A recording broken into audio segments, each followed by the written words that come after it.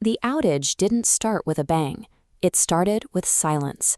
Mission dashboards froze mid-frame, and telemetry data stalled out completely without any warning. Out on the ramp, the physical stakes became immediate.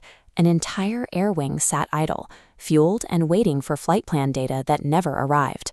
Inside the operations center, commanders stared at the frozen screens and assumed the obvious. They were facing a massive, coordinated cyber attack from an enemy state. But there was no enemy hacker.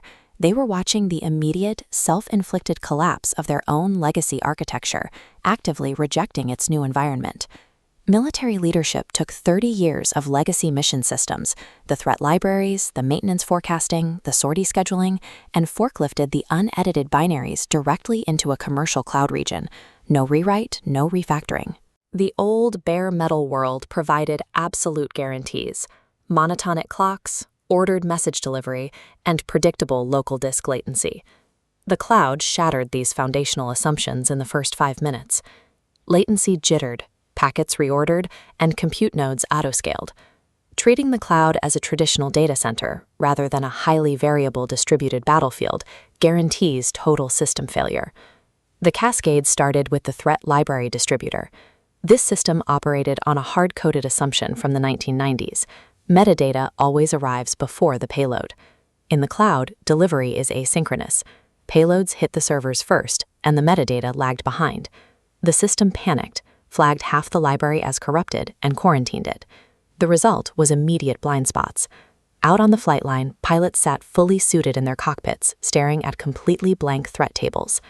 Next to collapse was the sortie scheduler. It relied on a custom-built locking mechanism that required local file system semantics.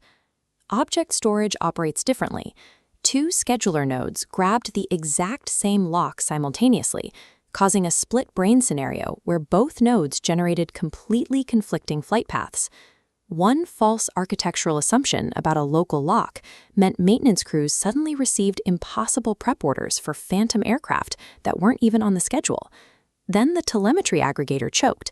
Its code demanded strict chronological ordering of incoming UDP packets. The cloud delivered those packets out of sequence and out of time. The aggregator tried to stitch them together anyway, generating radar tracks that showed jets defying physics and teleporting across the map. Back in the ops center, the air felt like static. Engineers watched helplessly as server logs rapidly scrolled uncontrollably with retry storms, cascading 500 errors, and dead letter queues filling by the second. One veteran major slammed a binder on the table in frustration. This system survived Iraq. It survived Afghanistan. It survived sequestration.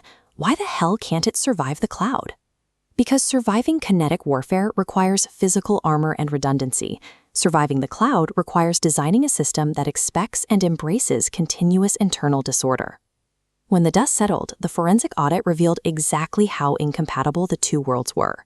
First, legacy fixed-width records clashed with cloud services expecting JSON formatting, causing fatal byte-level misalignments.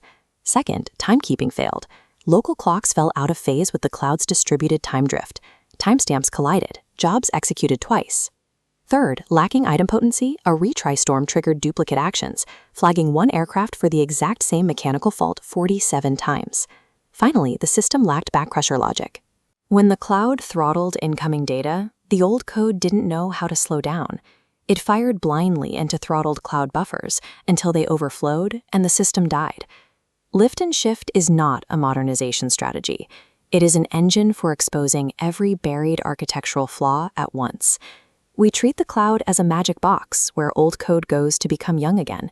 It isn't. The cloud is entropy with an API. It replaces the rigid expectations of the Cold War with a fluid, latency-heavy reality where nodes flap in and out of existence. You cannot drag past infrastructure into future environments without rewriting the parts that were never built to survive it. In the modern architecture, nothing is guaranteed. Not order, not timing, not safety. And if your mission depends on hardware guarantees that simply no longer exist, total operational darkness is inevitable.